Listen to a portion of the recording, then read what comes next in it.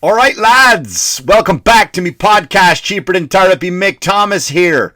How are you? Listen, as always, thanks for liking, subscribing, sharing, coming on back. I appreciate you spreading the love. Don't know where you're checking out the podcast, but you can get it anywhere. Podcasts are available for, right? Spotify, Apple, iTunes, YouTube. You can watch me. You can see the mug. Also, I have another podcast with my good buddy Corey Brooks called The Manxiety Show. It's funny. Listen to it. Brand new episode just came out. Give it a check. Also available wherever you get your podcast from. So I do appreciate all the support and all the love. Come see me live. Live. Next week, October 14th. I am in Utah at the Provo Theater for two shows at the Provo Theater in Utah. Then on the 20th and the 23rd, I will be at the Borgata Casino in Atlantic City. Love that place, love that venue. 23rd, what are you doing, Mick, for the 21st and 22nd? Well, 21st, I'm in Connecticut somewhere. Think it's a private gig. Sorry, I can't give the details on that one. But the 22nd, I am at the Comic Strip. Two shows. Come down. Would love to see you. Also, the 28th, I'm back at the Comic Strip. And in the 29th, I am at the Port Jeff, headlining the Port Jeff Theatre in Theatre 3, Long Island, New York. And also on into November, I am headlining Governors in the Giga Room, the little room. Why are you picking the little room, Mick? Surely you can bring in more people into the seats. I can, because I am gearing up for my 1 hour special, and I want a little room just to work it out in, just make sure I get all the kinks out. And then, which I will be taping my special down in Florida, New Smyrna Beach, Madcap Comedy Club, the 25th and the 26th. Tickets are on sale. Not yet. In soon. They'll be on sale soon. They haven't posted up yet. I got to get onto them actually about that. More dates to be added moving into next year. And also, I am booking up 2023. If you want me to come to your town, drop me a message on Instagram, Mick Thomas Comedy. Tell me where you want me to go. I will swing by your place if it is what you want. So, anyway, new website coming next year also, and looking forward to it. So what is going on, everybody? How are you? Again, it's another week. I was in the city last night, and I didn't know really what I was going to talk about again, right? Because maybe I should kind of make a list of things I want to talk about that I feel the message is important. And I've talked about this before, and I've noticed it really, but I think I'm officially, like, I never thought I would be out of touch. You know, like when you're younger and you think, I'm always going to have my finger on the pulse. I'll never lose track. I know all the songs. I know all the TV shows, all the references, all the cool words, like groovy, like far out, all of the cool words the kids are saying. I never thought I would be left behind, because I think I remember telling myself when I was younger, you know, I'll keep up with them. I'll keep up with them. I'll know exactly what they're going to say and do, and I'll be fine. And I'm so out of it. And you know what? I don't care. But I was really, like, yesterday I went around, not yet, this weekend I was at the mall for the first time in God knows how long. An actual mall. They still exist. I didn't know they still exist. Daughter wanted to go get some stuff. She's a teenager, so she's probably shoplifting. But, you know, come bring me and my friend over, I want to get some stuff. And then I went into the city, and both times I just encountered things. They go kind of hand in hand. You know, I just don't think I'm in touch at all with the generations anymore, because I did a show in the city, right? And the show was kind of not good. It wasn't fun.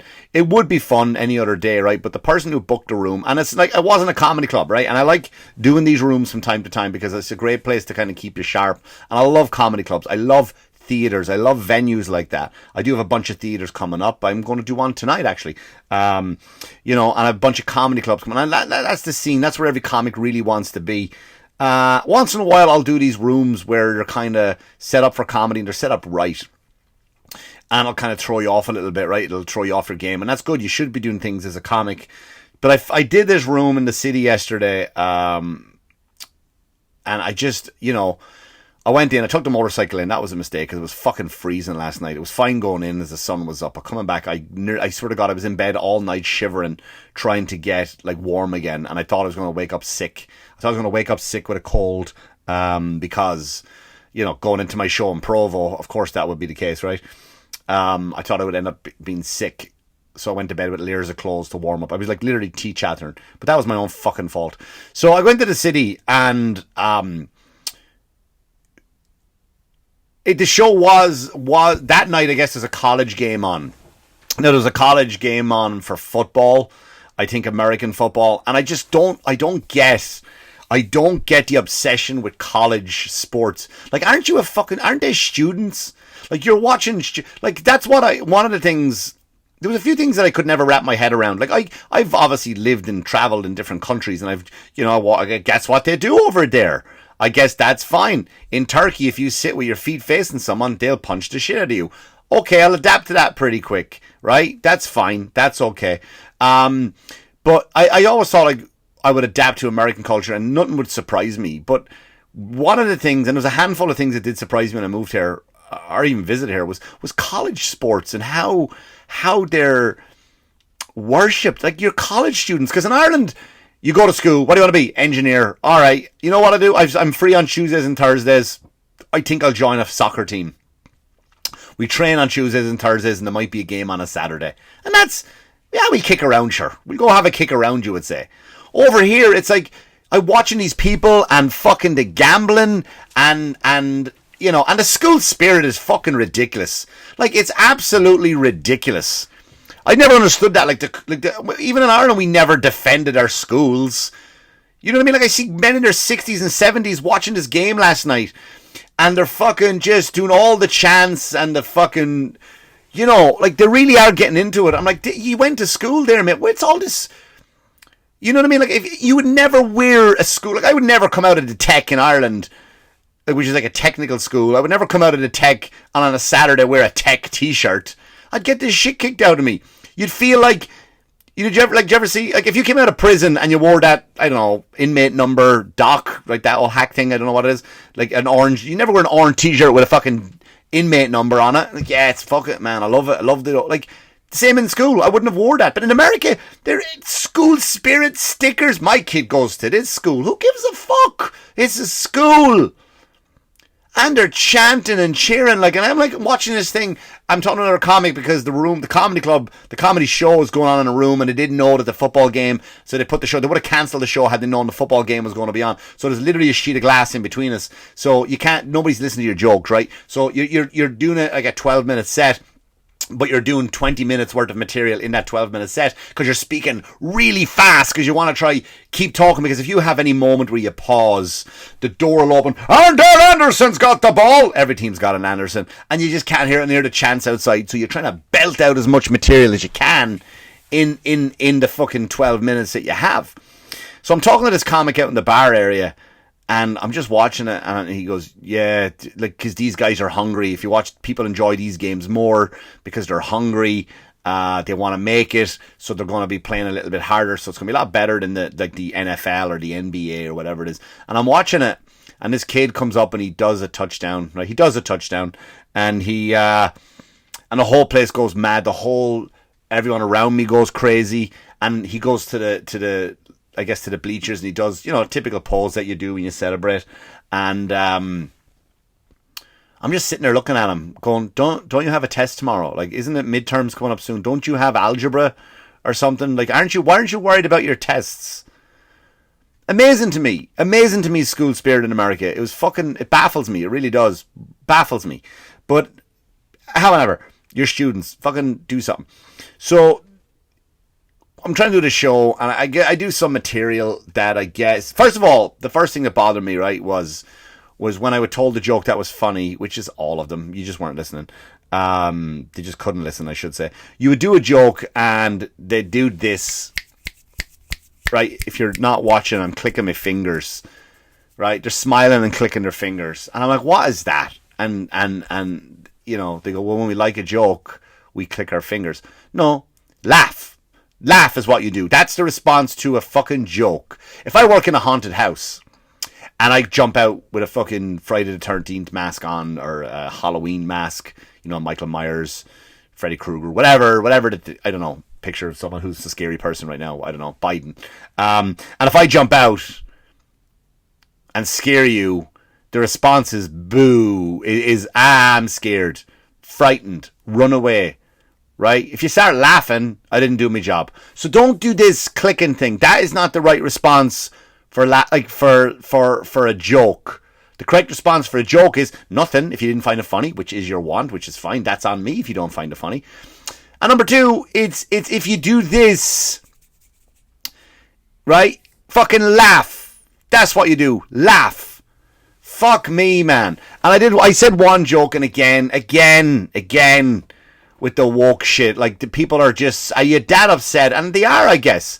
They really are, and I feel bad for them being that upset with stuff that you shouldn't be upset about, right? Because I'm not edgy, I'm not blue. You know, I don't take the short, I don't look for an opportunity to throw a dig in about, you know, a certain fucking... You know what I mean? Like, they're the type of people that, like Bros came out, right? The movie Bros came out. Now, if you don't know what it is, just look at the trailer. I beg you to go onto YouTube, pause this episode, go onto YouTube and watch Bros. Just a trailer. Just a trailer. Basically, from what I gathered from the trailer is, it's just about gays, right? And I'm not being... ignorant. I'm not being, well, you didn't understand. It's just gay, right? It's just gay from start to finish, right? And it's, look, that's whatever, man. It's just, your whole movie is about being gay. It's not like, hey, I'm a James Bond type character and I'm gay. It's not like we're trapped on an oil rig and the oil rig is burning, but we're gay. It's not, it's just, they open up at the trailer as the LGBTQ museum. I didn't think you needed a museum. Do you need a museum for that? Did your organization just start? I thought museums were for like really old stuff. At least I thought. Again, I could be wrong. But I thought, like, didn't you start that LGBTQ2, like the movement, the organization? Didn't you all get together, form your club like a handful of years ago? So you already have a museum? All right. To each their own. When in Rome, as they say. So... the whole movie cost, I think cost 40 million to make, and it only made 4 million in the box office. Now, you go, all right, shit movie, right? Just a shit movie. And it was, from the trailer, looks absolutely shit, because I don't want to just watch a movie and talk about sucking dick. That two dudes talking about just every like, even the trailer. Like, if I was a part of the gay community, I would be, like, kind of insulted by the two music. There's the soundtrack to use for the trailer starts off with George Michael, Freedom, gay guy. And then it turns into Freddie Mercury from Queen, also a gay guy. Having said that, the rest of Queen wasn't gay. So why don't you just play some of the solo stuff? If that's what you're going for. If you're going through the gay approach, because Brian May wasn't gay, Roger Taylor, John Deacon, to my knowledge, as far as I know, they're all married with little children, 2 women. Whatever. So, you know, and then you're getting mad, right? So then Billy, that guy Billy from the street, is that his name? You know the guy? And I find him funny on Parks and Rec, but that's it. If you ever watch him on the street, he just walks up and asks you a question. If you don't know the answer, he insults you and runs off. Which, how is that okay? How is that a show? Do you know what I mean? Who's the president of the Philippines? I don't know. You're a cunt! And he runs off. I mean, I'm paraphrasing, of course. And then he runs off down the street. Never understood it. Never understood that show, but that's what he is. So he came out and he said the reason why the show didn't do well is because America is homophobic. No, I don't. That's not it, mate. That's not it. Nobody wanted to see it. Like, because all the gay people and the people who I support gay rights, you fucking idiot. I think everybody, I really do. I would say 99.9% of the country supports gay rights. They do. They absolutely do. They don't, like, can they get married? I don't give a shit. Of course there's a bucket load of them somewhere who said no, they shouldn't be allowed to get married because they follow the rules of the book, which should be fine too. They're entitled to their opinion. If they follow a religion says you can't do it, then that's fine. Then you have somebody who doesn't believe in a religion to go, just no, it's weird because they don't understand it. Then they're like, that's bigotry. I get it. But I think the majority of the world, not some countries, fucking hell, that was weird, right? Majority of the world are fine with you being gay. We don't care. We genuinely don't care. Stop looking for something that's not there. Nobody gives a shit who's gay. I got gay friends. I forgot they're gay. Right? I have gay family members that one, it's just too much in your face, right? You know what I'm trying to say? It's like, I don't need to explain myself for that one. But I don't care. And you can't say, well, did America didn't like it, because, and I'm sure other people have touched on this before too, but The Birdcage, right? Great movie. Robin Williams, fucking great. Is it Nathan Lane, I think, was in it too? Hilarious. I remember watching it as a kid. Right, as a teenager, going, this is fucking funny, because I was a Robin Williams fan. And I go, oh, this is funny, he's playing a gay guy. I didn't care. Right, Brokeback Mountain. Although I was talking to a guy, I can't say his name, but he was a teacher for one of my kids' classes. And an instructor, like a private, for an instrument. I'm not saying it's my daughter or my son, because they both go to different lessons. And we were talking about, he goes, I won't even go see Brokeback Mountain. Because I won't even see Brokeback Mountain. I was like, it's actually a good movie. No, that's not. I'm not gonna. And like, hey man, that's fine. But no, like it's really good. Like, and it's like they got Oscars for that, and rightly so. The performance was really good, and the story is very sad. Right? It's not a gay movie. It's about two men who just can't be themselves in a weird part of the world and at a weird time. And I don't know. So there are people out there. I get it. Trust me, I get it. There's some people out there that just not comfortable with it. But to come out and say that America is homophobic is way wrong. Because, listen, it's forced down our throats, right? Everything, not gay, not just being gay, but everything is forced down our throats now. Like She-Hulk. And I keep, it's bad right now. Like, right now, I got off my phone to come do this podcast, and I'm arguing with, Marvel had to jump in. Legit, on the Marvel page, they commented on one of my comments to stop this fucking argument I had with somebody. Check it out, Marvel Studios, you'll see the comment on there. And it was a She-Hulk thing. Now, why do you watch She-Hulk? I'll tell you why I watch She-Hulk, because I'm a big Marvel fan. We all know that. I love Marvel, I love DC, love the comic books. Now, the thing about She-Hulk is the greatest crock of shit ever. And it's so fucking unnecessarily woke, and I talked about it on another episode, but my favorite part in this week's episode of She-Hulk was when she's talking to this guy, a white guy, and she's talking to him, and he says, I bought a Wakanda spear. And I'm sorry if you're not a comic book fan, you don't know anything about what Wakanda is. If you ask a lot of teenagers, though, where is Wakanda? Some actually believe it's a real place, fictional place, filled with fictional people. It's kind of like, it is a part of Africa. It's a part of Africa, but it's fictional, right? So it's a hidden country in Africa somewhere. So she's talking to She-Hulk, is talking to this white guy who said he bought a Wakanda spear. And then he does this, which is a quote from the movie, I'm sure. He goes, Wakanda forever. That's what they all do in Wakanda, right? In the movie, the Black Panther does it, all his family and friends do. They all go Wakanda forever. So the kid does it, and she goes, I'm not comfortable with you doing that. Sorry, what? You're not comfortable with a white guy saying something that fictional black people say. Do you see my point? So now you're starting to start that fucking thing now where I can't go buy a Black Panther t-shirt, or I can't say Wakanda forever, right? What if I say Wakanda forever and drop the hard R? Can I do it that way? Is that going to be the next argument? I didn't say that ever. I said ever. You know that fucking argument? Is that what I'm going to be doing next? It just never stops with these people. It never stops with these people. And when it turns to trash, they blame everybody else for making shit. My mother would do stuff like that. My mother would make a dinner. Do you like it? No, it's terrible. Well, that's only because you got up late this morning and you didn't, you know what I mean? It's that kind of shit. And everybody's to blame. And I'm tapped out, man. I don't know. Like I'm officially the guy. I'm gonna just write my jokes and write my comedy and perform them. I'm not gonna change. I'm gonna go like this crowd isn't gonna get it. I'm just gonna do it and give them the benefit of doubt, because I just don't know anymore. I walked around the mall this weekend, and I don't know what is what. I don't know what's a couple anymore.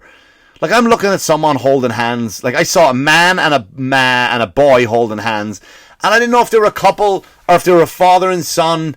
I didn't know if the kid had Down syndrome or he did something. Like, I swear to God, I was that kid Down syndrome? Is he? Like, I don't know. Are you dating people now? Because, like, Love on the Spectrum came out. It's so fucking... And you might go, oh, you're just fucking get over it. Things are different. And they are. And they are.